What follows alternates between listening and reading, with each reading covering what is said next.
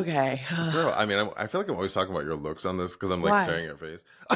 She says, the insecurity. She's like, what? How does it look? How do I I don't feel? have any makeup on today. Oh, I mean, Is that what you were about to say? You're about to no, say, I would girl, never. You look I would. rough. I would. No, I mean, listen, you know that skin is popping. Makeup or not, her skin is popping. Girls are jealous of stopping her on the street for that skin.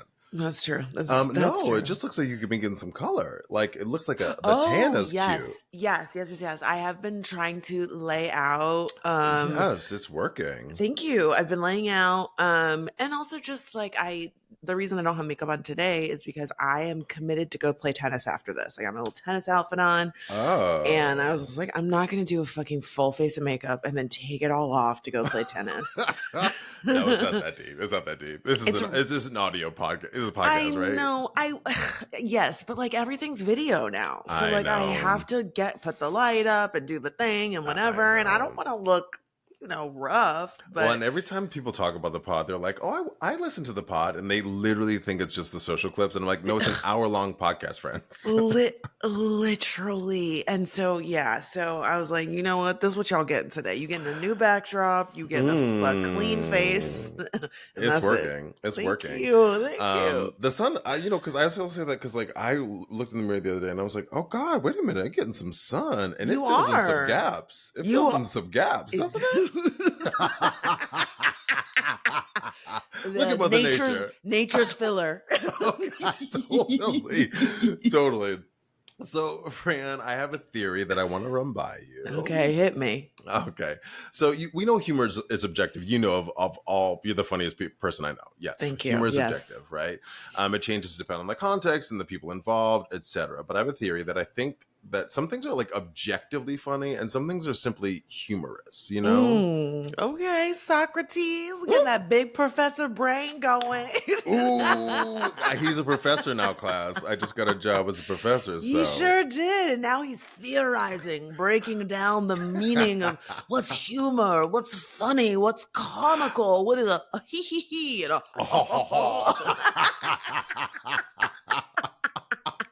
Well, I think there's some things that are like a courtesy laugh versus like a genuine laugh. Like a genuine laugh is like, you caught me by surprise. It feels like I got punched in the stomach. Those are the best laughs. Right, they come out of nowhere. And then like the other one is like, oh, someone had made an attempt at funny and you go, oh. Yeah.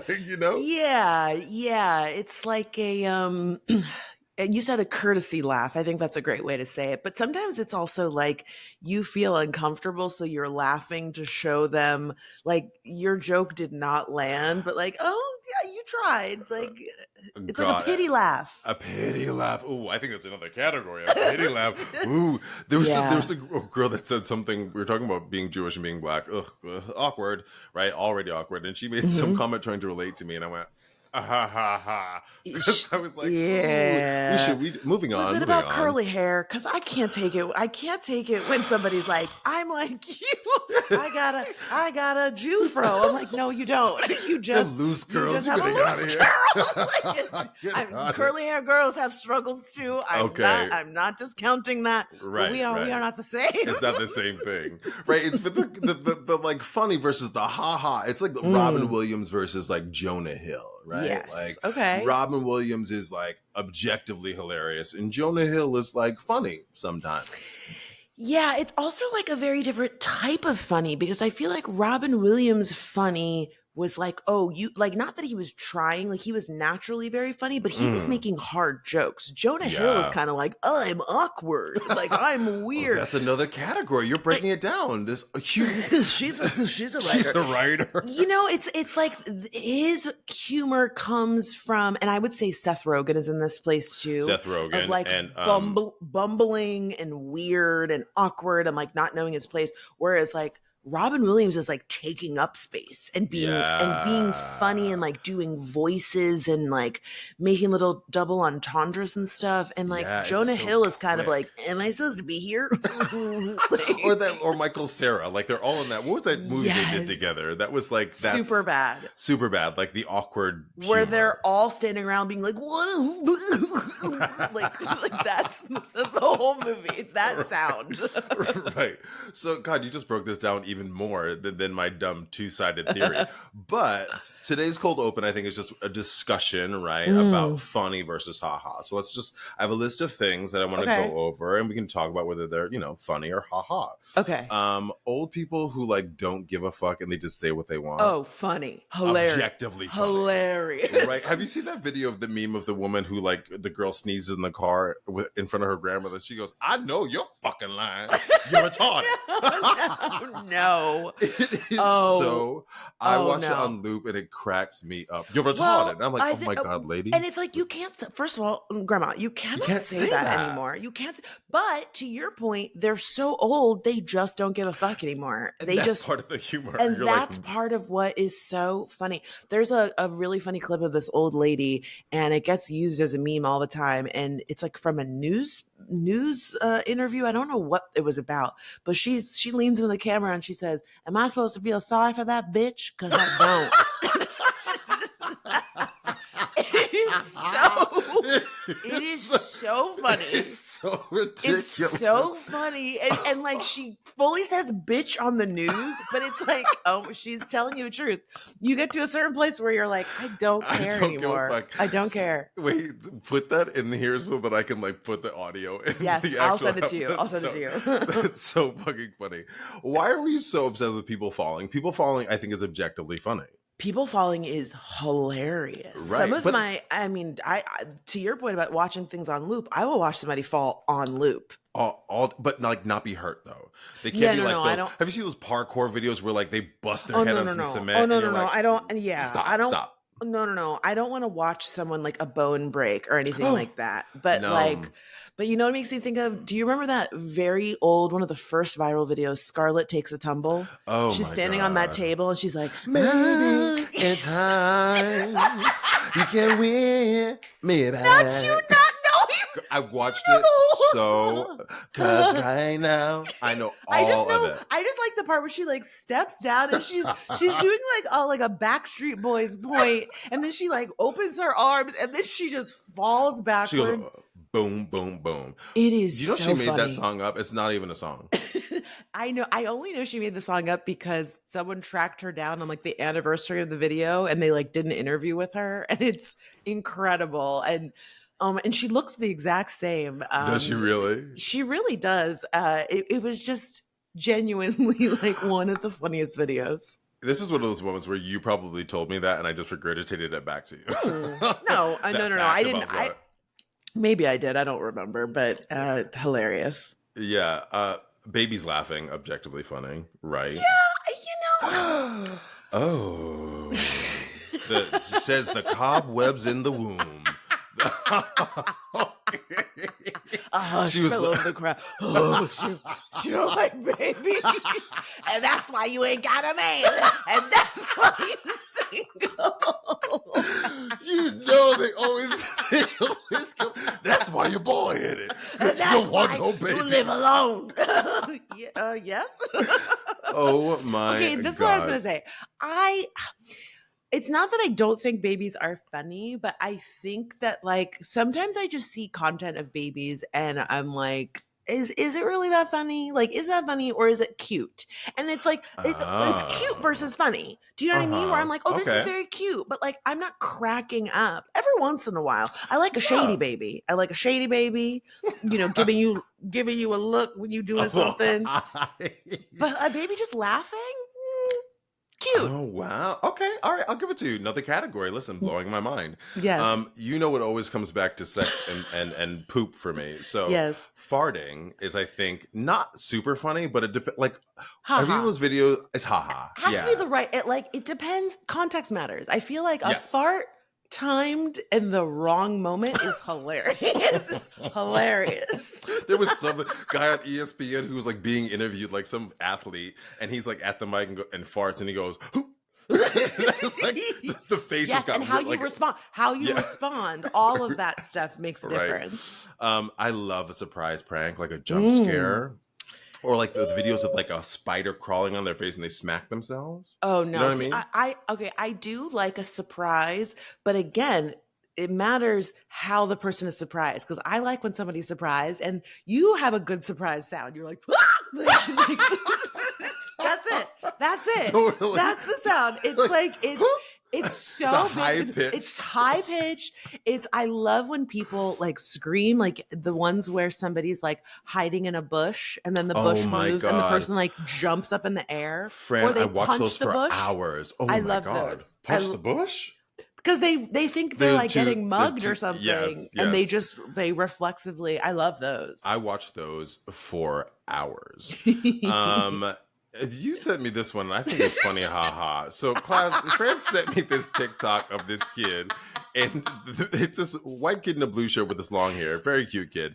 But the caption says, "When you're at a party and want everyone to meet your friend, how we do it." And, so then the audio goes, "This is how we do it." Well, you have to. That's what's funny about it. You laughing at this is cracking me off. She's cracking. Listen, I'm sorry. I had tears in my eyes watching this because this is how we do it. Okay, the Montel Jordan song, but combined with the guy's face and the idea that your friend's name is How We Do It. So How We Do It is spelled HOWIEDUWETT. So the friend is named How We Do It. Yes. I'm sorry. I literally sent her in the text class. I was like, I don't think I get it. And she goes, "How we do it?" I'm like, how we do it? This is how we do. My friend, you guys know how we do it. So funny. Ooh, wait. No. Listen. Listen. Wait. I hate you for that. Let me fix it. Hello and welcome back to Let Me Fix It, the podcast that says, bad boys, oh, what you gonna do? Oh, what you gonna do when I come from you? Police not give me no break. Police not give me. I'm for Jessica Ramsey, and if you couldn't tell, I'm an actress, I'm a producer, a writer, a singer, and a former graphic designer. And I'm DeLon Grant. I'm an actor, a photographer, and an educator. And yes, class, like millions of you all, Fran and I went to see the film that seems to have broken the years-long box office curse for movie theaters, Bad Boys 4: Ride or Die, starring Will Smith and Martin Lawrence. Oh, hi. Am I doing a podcast? She fell asleep. The brain just shut down the brain hole. Gone. I was literally in another. I was like, oh my God! Just blank on her face. just not paying attention. Oh my God! I'm dead. I have tears in my eyes. God. Okay. Film studios and movie theaters have been looking at Bad Boys for biting their little nails, praying that it does well because it's sort of a harbinger. That is a SAT word. You're welcome. Oh my God. A harbinger for the rest of the summer blockbuster season. And it did not disappoint. It is estimated that the film grossed about $56 million in its opening weekend and has since earned nearly $300 million in box office sales, which... do we think that this is an indication that the stank around Will Smith's slap curse has abated? Dawn, what do you do? Abated? You know what I realized in writing this? I was like, I don't write like anyone speaks. I write no one like uses these words. Yes. Well, I mean, come on. Yes, people you do, but I do. Yeah. Sir, abated. What would you say abated me? How would you say that? I like to keep it colloquial. Does this mean that people are over the slap? You know, well, people. You will come for me and then use colloquial. Come on now. I don't think those are comparable. I think more people use colloquial than abated. I think, the question at hand. Are we over the slap? I think we have to ask who's the we. Because Black people, I think we were always over the slap. We were like, you know what? Chris Rock, it was white people that were fucking clutching their pearls over that slap. I mean, listen, we all were clutching our pearls, girl. Because we were like, clutching our pearls, but I wasn't like, oh my God, Will Smith is forever tainted in my mind. There were white people that were like, I can never look at him. I can't even. I feel so scared. In that moment, these white my people life, The Fifis. What if Will Smith had slapped Betty White? She would have died. Sir, Betty White is already dead.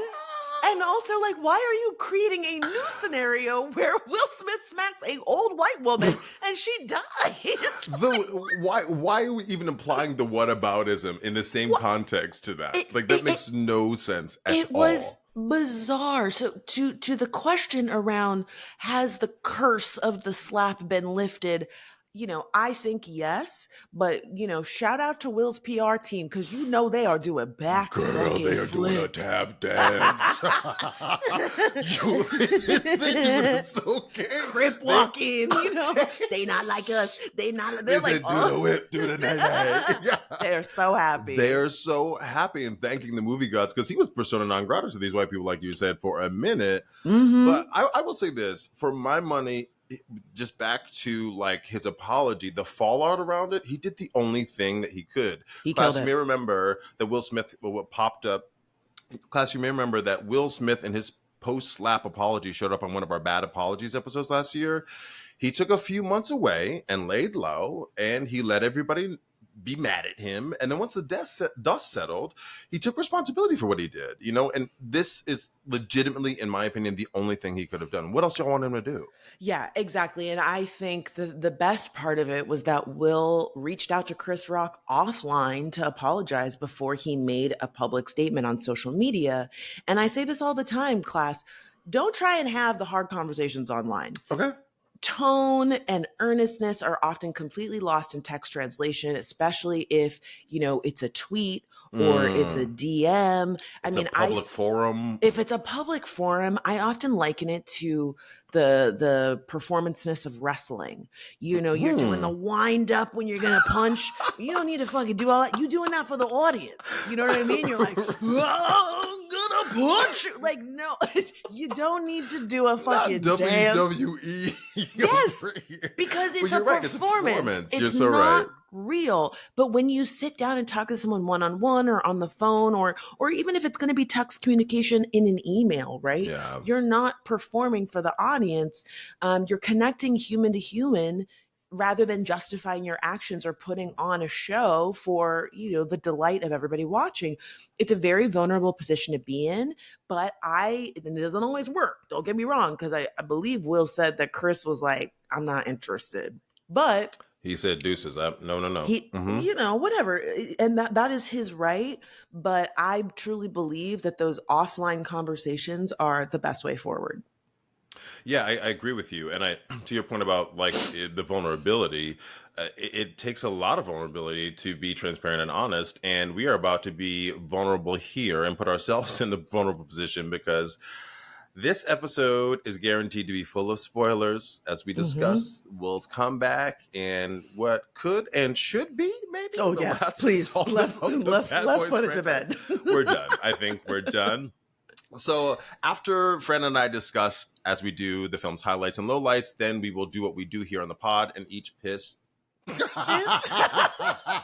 What is happening today? Oh my God. Let me drink a little extra coffee just for you. Okay. So after that, Fran will do what we do, and we will pitch which elements we'd fix in the film. So let's dive in. This is Bad Boys 4, Ride or Die. Let me fix it.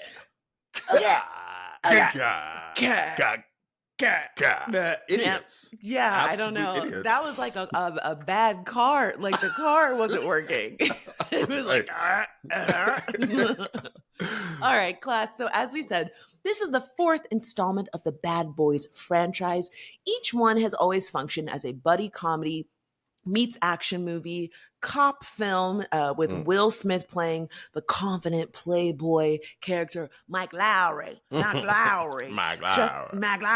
Juxtaposed with Martin Lawrence's cautious family man, over the top, slapstick Marcus Burnett. That contrast, combined with their brotherly familiarity, is often the comic relief in these very real situations that these two Miami PD detectives find themselves in. Too often, in their pursuit of bringing drug lords and kingpins to justice, the people that they love, or those they've sworn to protect, end up in the crosshairs, forcing Mike and Marcus to become heroes in film after film. Now, factoid, The original Bad Boys, released in 1995, was Michael Bay's directorial debut. Shut Did up. you know that? I did not know that. Y'all might know Michael Bay from Transformers and Armageddon, and that film solidified Will Smith's transition from TV star to movie star at just 25 Wow, years don't do that to old. me. Don't do that to me. I know. Damn, man. That's you know how wild, far right? we are from 25? That's an Crazy. album title. How far we are from 25. Well, and despite Martin and Will being of an age now, 55 and 59 respectively, did you know Martin Lawrence is 59 years old? No, I didn't, but he was giving 59 in He this was film. giving 59. I was like, ooh. Will was running and, not breaking a sweat. Martin was not in fighting shape.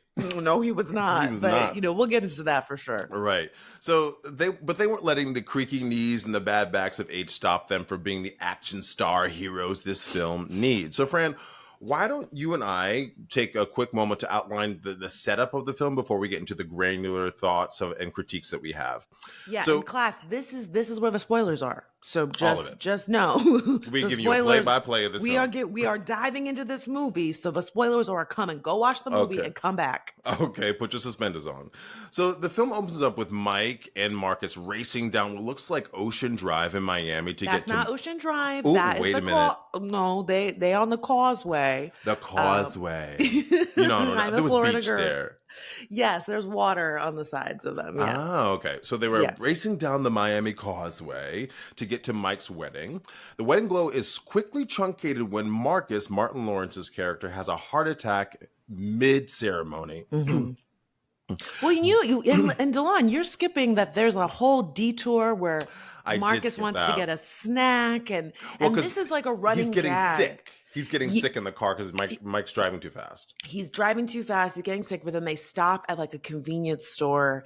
And I didn't finish watching the original Bad Boys, but I went back to watch it for this episode. Mm-hmm. And Marcus eating food and like getting distracted by food is like a running gag in the original film. That. So that's presumably why they're doing it in this one. And this just brings up a thing that kind of like bothered me the whole film is like all these weird like gross out shots of Martin Lawrence like with food, like his face is pressed against the thing for the hot dog. He's like, I want a hot dog. Ooh, give me that one. I'm like, ew, sir. Like the close-ups of Martin were a little, because his face is getting a little big. Yeah, and so they just weren't flattering. It's just like a weird fisheye lens or something. Oh, maybe they were doing these weird camera things the whole movie. They really did a few of them that were like a little excessive. Yes, like okay, Will Smith's looking at Martin, and so the camera is like whoop, like right in Martin's face, and he's like, it's you know what it feels like? It feels like you're in a Hype Williams video. You know how all those videos had like the big fish eye, Missy Elliott, Busta Rhymes, like you can't see it, class, but I just put my face really up in the so big. That was happening the whole movie, and like Martin's eating candy at one point, and the candy's coming into his mouth, and it's very unhuman. Like no one eats candy like that. No one has that hard of a craving. And the reason they went into the store was because he needed a ginger ale because he was getting his stomach was car bothering him. Yes, yeah. Exactly. Okay, so I just wanted to detour there. Sorry, I appreciate that. So they get to the wedding. Marcus has a heart attack.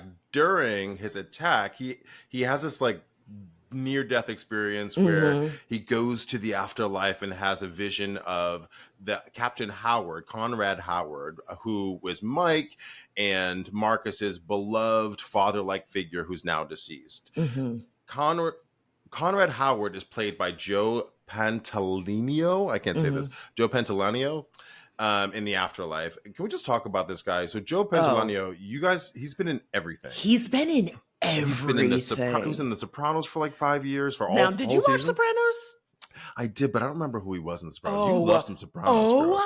I fucking love some Sopranos, and he is a bad guy. There's so much death in that. Oh, there's so much death in that, and it's so much death. He's really, really good in the Sopranos. He's great in it. I remember him specifically from the Matrix movies, because I love those Matrix movies. Yes. He plays a bad guy in the Matrix movie. He's a lot of bad guys. He is a bad guy. He's in La Bamba, the Richie Valens story. He's also in Goonies. I could not remember him in Goonies. Oh, I did not remember him in Goonies. Okay.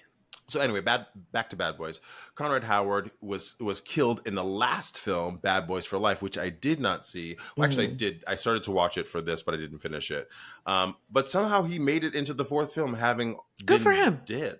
Good for him. Good for him. Money. He said, get me in those flashbacks. He also shows up in a tape. We love a tape, that was, you know, I know I'm going to, if you're watching this tape, I'm dead. Yeah. No one does that.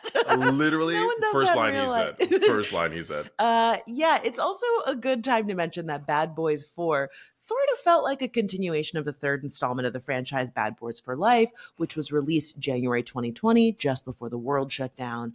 There were several story points that came up in Bad Boys 4 that were plot points from Bad Boys 3, which I also did not see Bad Boys 3, so I was a little lost, but fear not, because one thing about this film, they do love some exposition. They love to be like, they're so-and-so that got a divorce last time I saw them, because they got, like, you're like, why are you talking? Like, but it was for me. It was for me. Right. So Delon, like you said, Captain Howard was killed in the third film, but the tea is that he was assassinated by Mike Lowry's son. Who knew he had a son? Who knew? Those who saw Bad Boys for Life. If you saw the last one, you knew. Evidently, the plot of the third film is that Mike's son, who Mike has no clue exists, is sent on an assassin mission by his mother. Oh my God. A queen pin drug lord looking for vengeance against Mike. The captain is, as they say, collateral damage. Okay, back to Ride or Die. Marcus sees the captain in this afterlife. And this afterlife, you know what it reminded me of? It was giving me Wakanda Forever. He's standing you know, when he goes into the afterlife and he sees his father. Yes. Why was the same Ryan set? Coogler, they came for your shit. Ryan, it was like a beach with a tree, and it was blue. It was and all then there dark in the water. It was all dark and water. He's like, it's not your time. Oh my God, so funny. So yes, Martin has this heart attack. And this is a pivotal moment because for the rest of the film, Mike feels like he's invincible. He can't die. He can't die because of this moment. I will say this is a little bit of a more morbid take, but I do think that the heart attack story was a great way to address the age of the characters in the film. Okay. Not that young folks don't have heart attacks, but you know, it tends to happen to older folks. So I was like, okay, I see you. Yeah, I mean, I think here's what's interesting to me about this film, and I'm curious because we haven't talked about it since we both saw it. Tonally, it felt like a music video with like story points in the middle. Like it was like there was like so much drone shots and like musical sequences, and even this heart attack. He was having a heart attack for a long time. It was like in the eye, and then like explosions, and then it was like clouds, and then it was like, I love you. Oh, wait, me and I was like, what is going? Can you die? Are you dying? You know what's so funny? I'm so like, you have such a great memory because I didn't remember any of that stuff, but I do remember sitting in the theater thinking like, oh my God, this is like giving Oppenheimer Requiem for a Dream or something. Absolutely. It was so long. It was so unnecessary. My friend Ava was late to the film, and so she came right during the heart attack, and I was like, he's having a heart attack, and she was like, still? Because it kept going, and she was like, what? She's like, did I miss other things? And I was like, not really, but like, you know, this is the heart attack scene, and it was going on forever. Yeah. And I was like, what a strange time to come into the movie, because it was just a bunch of like quick cuts. Images. Yes. But that didn't make any sense to us. Like, because that's also not like the style of the film. It's not the style of the film. It's like indie, you know, that's an indie film. Yes. It felt like an indie movie and an action film tried to have a baby. Yeah. And it was like very weird because even like, you know, when you're watching action films, they do like these establishing shots of the city, right? Like we're in Miami. Those shots were so fucking long. They We'd were. be like, and it's like the sky is melting and it's all different colors, and then it's like it's a sped up shot and then it slows down. Time lapse. Yeah, it's time lapse, and then it's like zooming out, and you're like, "What is? Can we just go to the house? Can we get to the plot?" Right. Well, and back to the plot. So Marcus's heart recovers, and when that happens, we learn that the deceased Captain Howard is being scapegoated as the mastermind of a drug corruption scandal, the likes of which his proteges Mike and Marcus refuse to accept. Obviously, they have to clear his name and restore his legacy. What what would But what is a story without conflict? Obviously, no one believes the heroes, and they have to righteously go on a quest to vindicate the captain. So, true to form, they have to break the rules to uncover the truth, right? Because they become outlaws. That's what happens with every hero. They have to make a downfall so that they can come back. So Will's character Marcus goes to visit his sexy ass son Armando. Oh my God. Yo, I know. Can we just talk about this prison scene? Why is your assassin son in a solo cell with a red light on him? How do you even remember this stuff? I don't remember this at all. I remember it because so many points in the movie I was like, what the fuck? I was like, what? This is the sexiest prison I've ever seen. That's the sexiest man you ever seen. That's why. He's very hot. He's very hot. But this is also the thing of like the indie. It felt like a music video. The way that it was like lit, and even like it was like kind of smoky and foggy. And again, I don't know much about prison. Okay, I don't. But he's by himself in like this slim little single cell. He don't got a cellmate. There's nobody else on the floor. He's just alone that should be dirty with a toilet. He's just alone in a room with a light on him. It just felt like so weird and convenient. And well, it's definitely dramatic, but I guess like because he's this crazy assassin, he has to be in solitary. But isn't solitary like with the door completely closed? Yeah, but you know what? We're gonna get back to that too. Okay, because even the fact he's this crazy assassin. Okay, you know I'm not gonna jump the gun. So Armando, just to catch you up and remind you, class, Armando, if you didn't see Bad Boys for Life, killed Captain Howard in the last film, and he's Mike's son. So Mike knows that he knows something about the captain's death and goes to the prison so that he can get Armando to tell him who wanted the captain dead and why. And now, I gotta be honest, I didn't. Oh, sorry. Go ahead. No, I was gonna say there's a plot point here because we did think that Armando's mom told him to kill Captain Howard, but I guess there's other people behind Armando's mom that want the captain dead. So Mike wants to find out. It wasn't clear to me that Armando had killed the captain. I feel like this is the first time I'm putting that together. Oh, really? And yes, and I feel like given how much that the captain meant to them, I feel like they should have said more about it. I don't know. It just seems like they were like, "Hey, what's up? Why'd this happen?" Like that, I think they got away with it in that, like, we'll get to how many characters are in this movie, but Captain Howard's daughter is a U.S. Marshal, and she wants to kill Armando, who was Mike's son.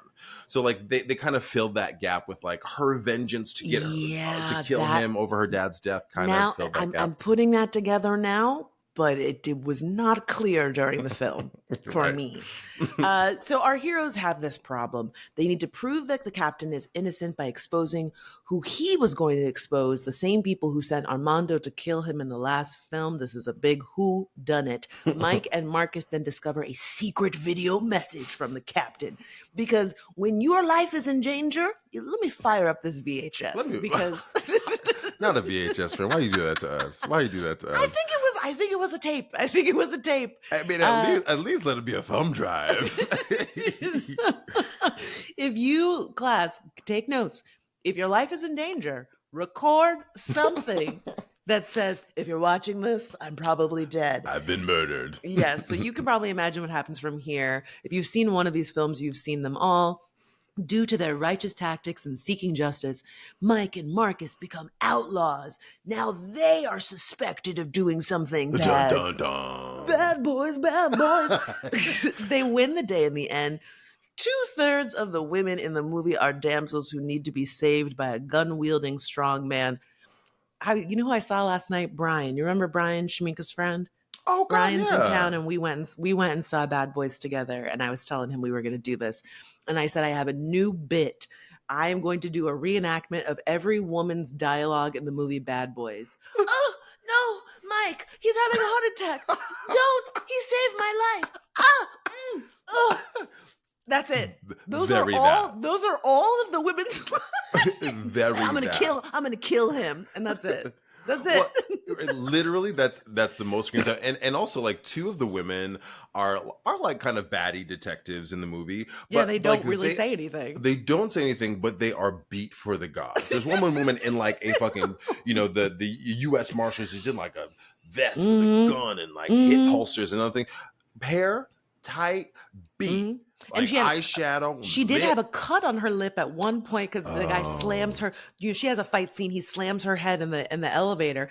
Comes up, face beat, hair glowing. laid. One little drop of blood on her lip strategically. It's just, I mean, you're right. It's a music video. It's a music video. Yeah, they looked hot, but it's no substance. Never heard of her. Right.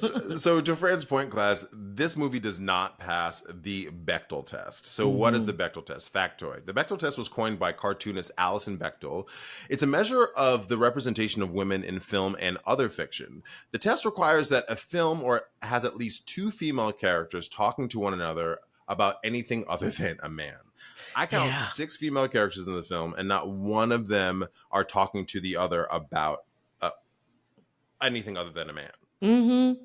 Yeah, I mean, it's so pervasive in our media. I swear we would never notice if it wasn't for something like the Bechdel test. I wouldn't even know that was a thing that happened in film. I mean, I think I'm keenly aware of it just as a woman and as an actress, because I'm so often auditioning for things where I'm like, oh, this woman is so one-dimensional. She has no personality. It's the thing that I notice whenever I'm watching movies. And in this one specifically, like there's a scene where Mike and Marcus are on the run, and he's like, oh, I know my wife's probably really worried about me. And so they like go to the surveillance camera in his house, and his wife is just standing in the kitchen looking. she's just looking around from left to right. She's like a fucking Sims character. She's just been standing in the kitchen looking up at the ceiling like, when is my husband coming? It's so fucking true. It's so true. God. I would not be me and my gay ass if I didn't jump back to Armando really quick. Yo, he's fine. Man, can we talk about how sick this man is? Yeah. Friend, but I feel a little duped. Do you know he's British? Of course, they're all fucking British. Everyone's 27. Mike's wife is British in the movie. Everyone is 27. Everyone is British. I don't know what it is about Hollywood. They're like, we want to hire Latinos. We want to hire the blacks. We want to hire people of color. But if you got a little spice, if you know what I mean? If you got a little, where British, we're gonna go across the pond to find him. We gotta go across the crikey. We Australia. We love them from down under. We love them from down under. Down under, nar. We love them from down under. I hate you for nar. Nar. All right, let's talk about some of our favorite moments, and then let's dive into the elements that we would like to fix. Now, we already mentioned the character elements showing the maturity of Mike and Marcus. Mike getting married. He's always been a playboy. Now he's settling down with a woman who has no personality, but she does have a British accent. And she's stunning. And then Marcus's health scare. One of the other effective character elements that I thought that worked was Mike Lowry suffering from panic attacks. Now he is traditionally this cocky character with external elements that soften him, usually a woman. And this was interesting to see him have an internal struggle in the film. I will say, I feel like they just kind of glossed over it though. Like he had panic attacks, and then he had 2, and then we never saw a panic attack again. And we never kind of knew where they came from, right? We didn't know if it was the loss of something. So I totally agree with you. Maybe feeling guilty that he abandoned his son, and now his son killed the captain. And maybe if he had stepped up and been a father, he could have directed the son to, go down a better path in life. And he is show us. Panic attacks don't just come out of nowhere. And again, it is interesting, but I feel like that's something that was missing for me throughout the film, was just deeper characterization. I felt like a lot of things were just happening, and I wasn't really sure why they were happening. Yeah, plot points and story points, I totally agree. And I think on the panic attack front, it's like after 29 years, after like 3 movies, this character has like, like you said, it's always a woman. It's always an external character. There's a missed opportunity to not explore more of what's happening for him Yeah. there, um I also want to talk about his new wife, who was just kidnapped by the bad guys in this film. What would a hero be without a damsel in distress, right? Mm-hmm. She's British. Melanie Libbert is her name. I mean, I guess she was formerly his physical therapist in the movie. Yes, and we know that because at the wedding they said, so some lady goes, I'm surprised that he's settling down, but I mean, what happens when you've got a beautiful physical therapist who saves your life? It's like, oh my God. Just like a speed bump, just like like glossing over it, It's like, did ChatGPT write these lines? It's so on the fucking nose. It probably did. Yeah. This is more of a fix, but like just on his wife, like, and on the damsel of it all.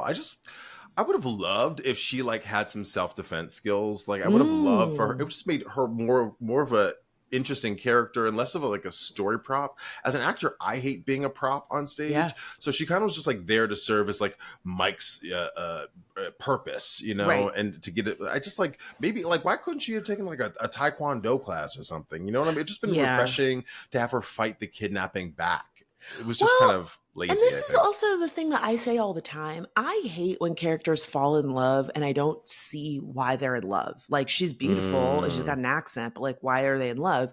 And to your point about fighting back, if they had kidnapped her and she said, fuck you, my husband's going to come and get me because he blah, blah, blah, blah. Like, if she had said to something, to give us insight into her personality, she's fighting back. She might not have to do like hand-to-hand combat. Right. But she says, you're not going to, she bites the guy's ear or something like not that. Tyson. Not Mike Tyson. Do you know what I mean? Just like something. Yes.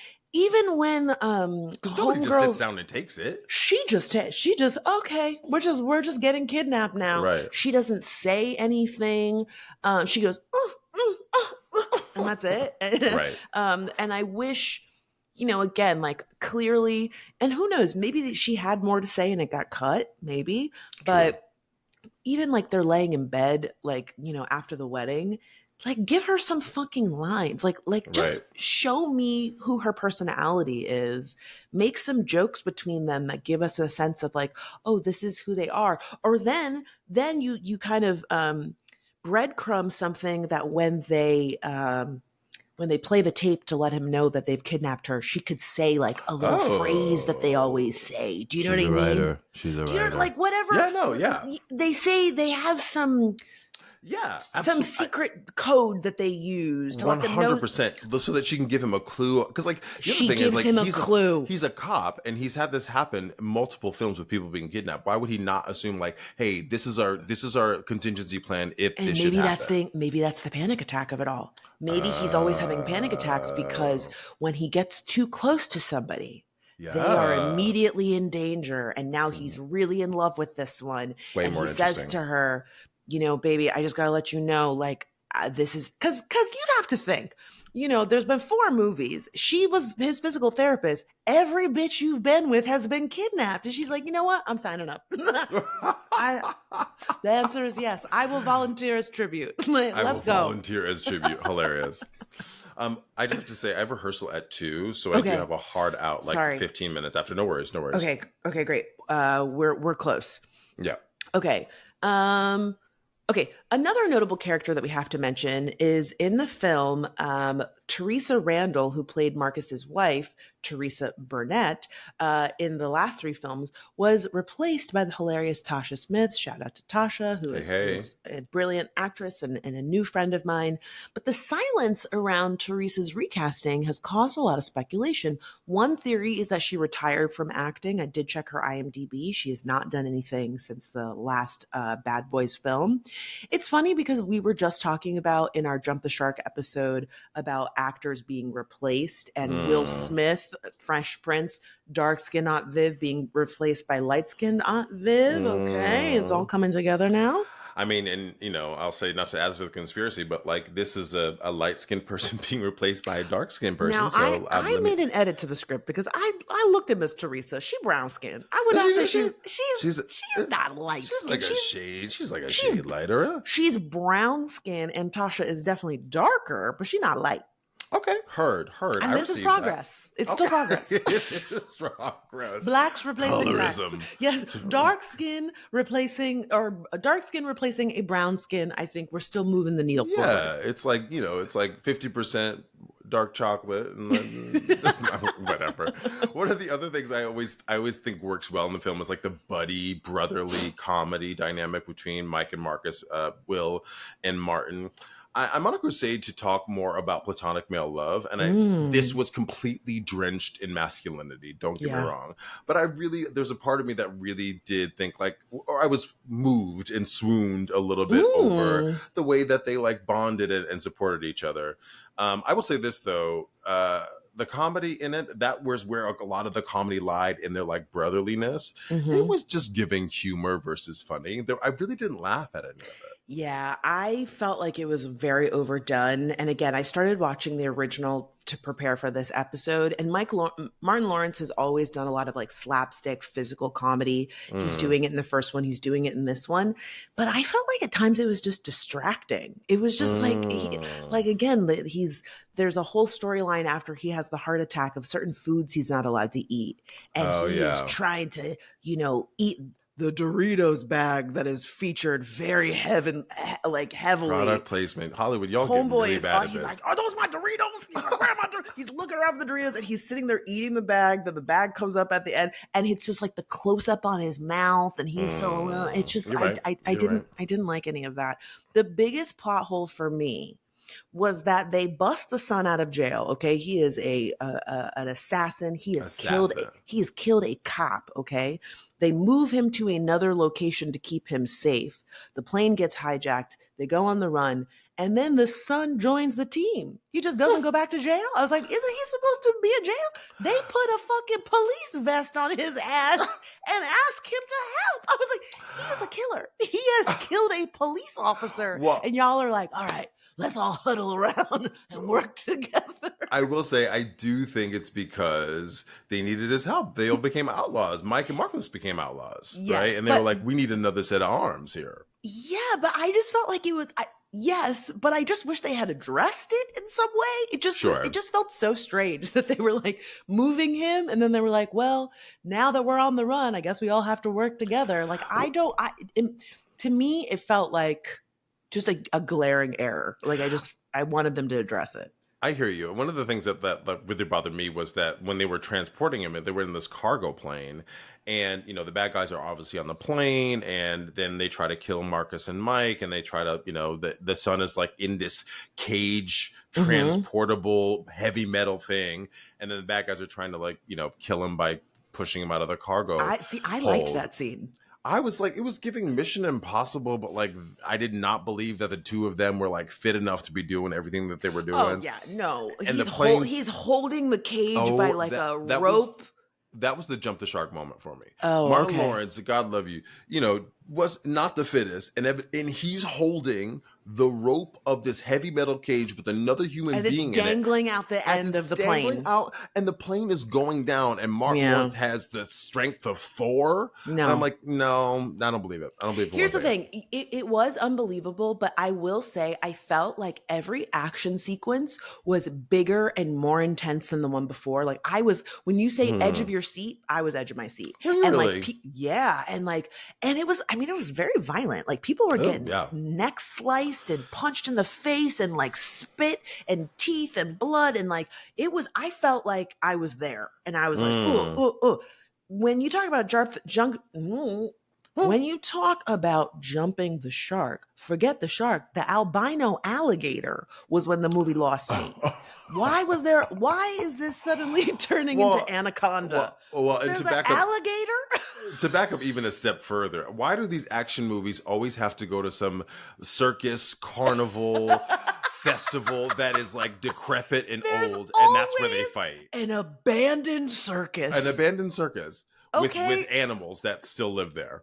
if I was using these action films as any indication, the abandoned circus industry could end the housing crisis because the country's They're littered with everywhere. them. They're Everywhere. You know what they should use? They should use, back to our shopping malls episode, those hollow malls. Now, What do we call them? I would Empty malls. more believable for an empty mall than like a freaking gator park, and there's still an albino gator there.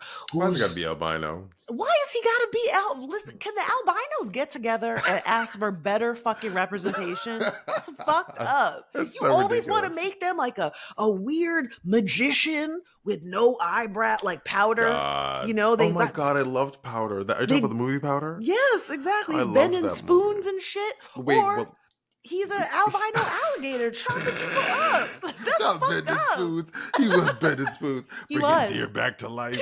Yo, I love that movie. The last time I watched that movie, can't remember where I was, but it was like something about like the fatherly character. Girl, I boo-hooed so hard in my bed. I was think you're like, the only person that liked that movie. go back and watch that movie. It tracks. It's the whole time. I don't think so. I don't think so. Whatever. One of the other things I think that I think needs fixing in this movie is just too many fucking characters. There's too many people. Oh my God. The captain comes back in a flashback and in the video. The captain's daughter's there. The captain's daughter has a daughter. Vanessa Mike's Hudgens wife. is in there. Vanessa Hudgens is in there. Her and that beefy blonde guy, suddenly they're like, we're fucking. I'm like, we don't know who you are. They're like, I know, everyone can't believe we're having sex. I was like, nobody knows cares. who you are. Nobody cares. Mike has a son. Marcus has his wife, a daughter.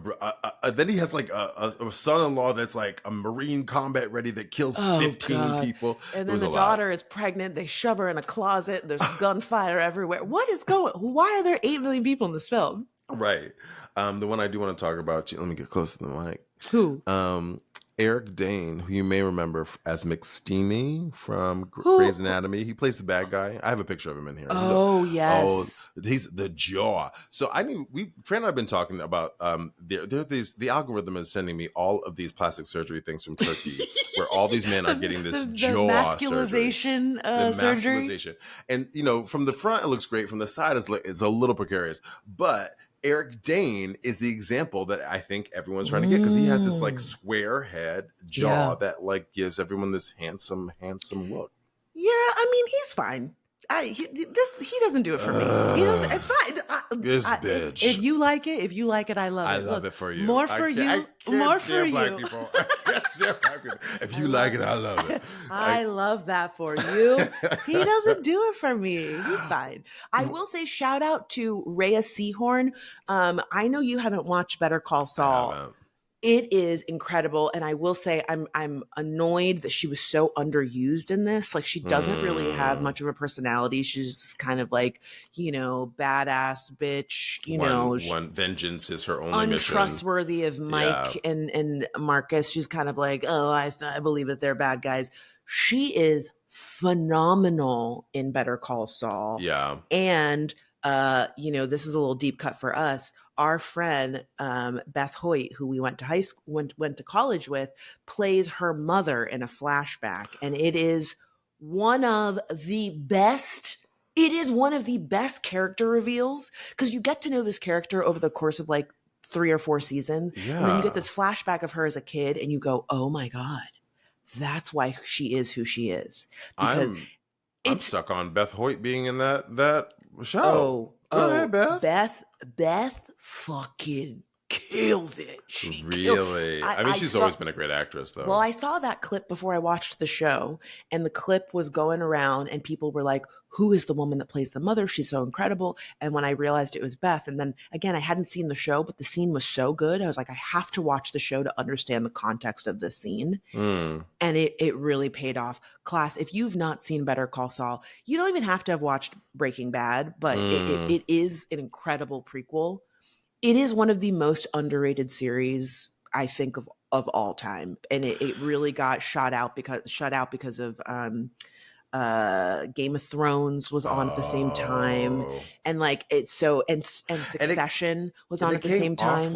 it came out like right on the heels of Breaking Bad. So I think for my money, people are so invested in Breaking Bad. I like watched that I was like, oh, I don't know. I need a It's break. I incredible. need a minute. It's I listen. incredible. You've been singing its praises for years, and you're I not the only one. watched it during the pandemic, and I was so blown away. I couldn't believe that I hadn't watched it before. I cried when the show ended. I mourned when Wow. the show was over. I was Wow. like, oh, I was like, I miss it. I miss my boys. Like that's how I felt when it was Wow. done. Okay, Bob Odenkirk, here I come. That's on the list. Bob Odenkirk. And you know what? I'm gonna say this and then move on. Bob could get it. You're gonna pass on Eric Dayne and go for Bob Odenkirk with Yeah. listen, Bob, I'm I not will. mad at you, but them 3 strands of hair he got, you better get out of here. And you know what? I'll fucking wrap She'd my hands lick around every- all 3 of them. I will. I'll put it right in his hand. Ew. One of the things that I wouldn't fix is that the theater I went to was empty as it was a private showing for me. Oh, and I was like, okay. and then I I'm read your these articles. private dancer. Go ahead, Tina. Then I was like reading and research for this podcast, and I was like, what y'all mean it's a comeback for theaters? Because the theater I was in at 7 p.m. on a Friday was empty. So Well, I mean, it's just a sampling. I mean, from our theater wasn't super filled either, but people really showed out. And I think it's just relative to the fact that like not a lot of movies have come out recently that people have been interested in. And I also Right. feel like it's the thing of like some of the films that are out, they're only in the theater for a few weeks and then they're out. So it's like, of course, y'all didn't make your money back. You didn't leave it in the theater long enough for people to go see it Sure. and get the word of mouth of it all. What are some things that you would fix? Did we already touch on that? Too many characters. Yeah, too many characters. The captain's video wasn't really plausible. I think the biggest thing that I would fix is that there were so many planes. They were in a cargo plane. Then there was like a fucking boat plane, a water plane. Because the franchise is about the cars, right? Here's what I would have loved. Here's the thing I would have loved is to let's have a car chase, and to go back to Mike's panic attack. The justification for the panic attack is, or the fix for the panic attack is that they're in a chaos moment where Mike can't drive his car, and so Marcus has to get in front of it. Marcus is crazy and goofy and slapstick, and he can't drive the car. So the thing that cures Mike is I have to like snap in to save my car and to keep the story going. But like I didn't believe him all these damn planes. That's so funny. You know what I would have really liked that I think was missing for me as I went back to watch the first film is there was so much tension between Mike and Marcus that like was an interesting story device that like they didn't really get along, like they were butting heads. And now here we are like, years later into their friendship. So they are friends, but it is kind of stereotypical, but like when you've got 2 friends, they need to have a fracture in order to have a repair. Right. Yes. And so like maybe instead of it being the former police, the head of the police who was a bad guy, what if it was Mike or Marcus was suspected as the bad guy? Ooh. And it's like, and it's the thing of good. like, That's way more interesting. You're like, that's my friend. He would never. But then you start seeing clues where you're like, oh shit, maybe he is. And maybe it's the panic attack of it all. Oh my God, is my best friend actually a killer? Did he actually do the thing? Right. And like that being the resolution, because I feel like it's just too obvious that like, okay, the cops are now going to be suspected as criminals. I feel like that happens all the time. Every where movie. like the heroes every are movie. always the heroes are always become the bad guys for a minute until they win in the end, right? Right. And I feel like it would have been more interesting if one of them, and like maybe again to end the fucking franchise, maybe one of them really is the bad guy. I mean, and it's the real bad boys. The internet would have been pissed. Yeah, the but I mean, internet. Maybe they have to go bad. They have to break bad. You have to give them like a huge twist at the end that we didn't see coming. I mean, I just feel like the problem with these films, and maybe that's why people go back to them, is they get like wrapped up with a bow very easily at the end, where it's like, and everyone, we saved the day and everything is good and the end. And it's like, give us some drama where you're like, damn, shit did not work out. That's not what I thought was going to happen. Like, don't kill one of them, but like maybe one of them becomes Maybe one of them was the fucking informant the whole time. One of them was leaking shit or Here's something. what I'll I don't say: know. if you don't want shit wrapped up in a bow, come to the theater, friends. Okay, that's what we do on stage. People come. I mean, there are musicals and there are palate cleansers and all those things, like action films, like fantasy films, and all those things. But theater, yo, we're up there talking, and you do not. It's not wrapped up in a bow often. It Yeah. is like, yo, this is what life is, right? It's very Yeah, realistic. you're That's a right. I pitch feel like for the you theater. leave the theater, like the lights go down and everybody's like, "Oh my God, You're did you talking think, about it. was that so and so? Well, what about when that Yes. happened?" And like I miss that. I really miss that in the movie going experience. Action films. It's hard to put that on action films, right? But I do think, like, to your point, what you just described was way more interesting, and I would be talking about that. I would Or be even talking about it. if or even I like when those moments happen in a movie where there's a big fight and they're probably going to resolve things by the end, but there's a brief moment where you're like, maybe they won't resolve Yeah, it. that's Maybe the they tension. and that Tension never and happened. release. That never Yeah. happened in this movie. In this movie, That's I was so like, true. no, he will punch that albino alligator in the face. He will save the little girl. Right. I There's just there's knew. no question about it in the end. You're so right. The British wife with 3 lines, she'll be fine. She's not going to die. You know what I mean? Like, Gosh. I And watch just this one. Yes. slit her All of it. throat. Spice it up.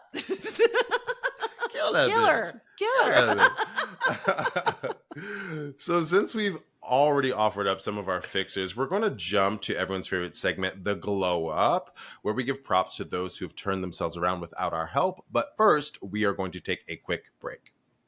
And we are back. Fran, I wrote this episode, and guess what? I don't have a glow up, but I kind of do. So I'll let you go first. I have a great glow up, and I also have a listener email if you want to read perfect. the email. Perfect. Okay, so my glow up goes to me because my student loans have been washed away. Did I tell you about this? Delon, I'm not frozen. I'm just shocked. Okay, so the Biden Harris. What? Yes. Okay, I'm so happy for you. You're so I'm jealous. Seethingly You're jealous. so jealous. Here's what happened. So the Biden Harris administration approved $6.1 billion in student loan discharge for 317,000 borrowers who attended the art institutes, which is where I went to. I left Michigan and I went to the art institutes. I got my graphic design degree. So there was a class action lawsuit against the art institutes for any student enrolled after 2004 to 2017, which includes me. I graduated in 2007. And basically what they said is that the art institutes made pervasive and substantial misrepresentations to prospective students and postgraduates about employment rates, salaries, and career services. And here's the thing. I got a job immediately after I got out of school, and I got my job we had a portfolio review and I got hired. But they really did make it seem like if you go to school here, we're going to help you get a job. For me, that's what happened. For a lot of students, it did not. Wow. And it was enough of an issue where they were able to say, y'all were putting in the little leaflet, we will help you get a job. You will go to this school and you will make X amount of money. Like they made so many promises that they did not deliver on. Wow. And again, I am very fortunate. I'm the exception to the rule. But apparently it was enough that they were able to do this lawsuit. And I got an email that was like, congratulations, your loans have been erased. And I was like, what? Wow. Friend, listen, I know we often talk about, like, you know, in our lives, things happening to us. We get on the phone. You're like, girl, I got you. Like, it's okay. You'll get through it. Like, and the phrase you and I often say, I need a win, right? I need a win. I just need this was a win. And the small wins come in. This is a big fucking win. The only thing that would have made it better, because I did email my accountant, because I sent it to her and I was like, is this real? Like, I thought it was a scam email. I was like, I don't know if I believe this. I would too. Scam likely. Scam likely. Scam likely. I was like, you got me once with that Facebook thing. Don't really you know what I mean? They were like, it'll only take $20,000 for your loans to be erased. I was like, okay. So I sent it to her. She's like, no, this is real. And so I said, now, do I get any money back that I paid? Not trying to get a rebate, bitch. Not trying to get a rebate. Closed mouths don't get fed.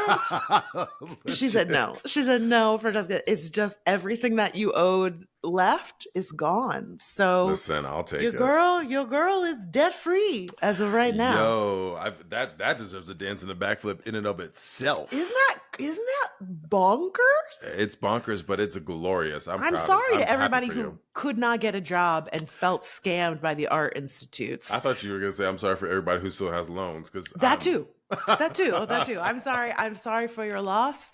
Loss. My loss is your gain, I guess. I don't know. God. My loss is your interest rising.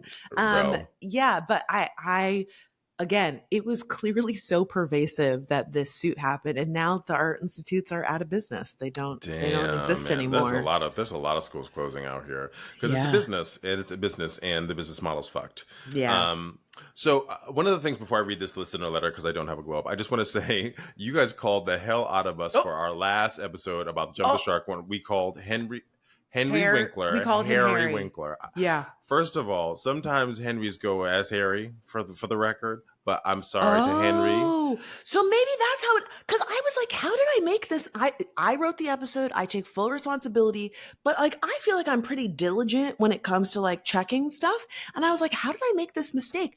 I think he was called Harry somewhere. I must have copied and pasted it from somewhere. But, it was Harry and Barry and Henry. It's a lot of the same thing. Exactly. Y'all knew what we were talking about. It happens.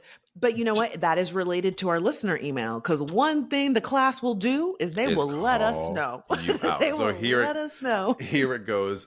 This is from Jennifer. Hi, Francesca and Delon. I love your podcast. I started listening a few months ago after I've been following Francesca on TikTok for a while, and have had a lot of fun listening to the current episodes and going back to listen to the old ones too.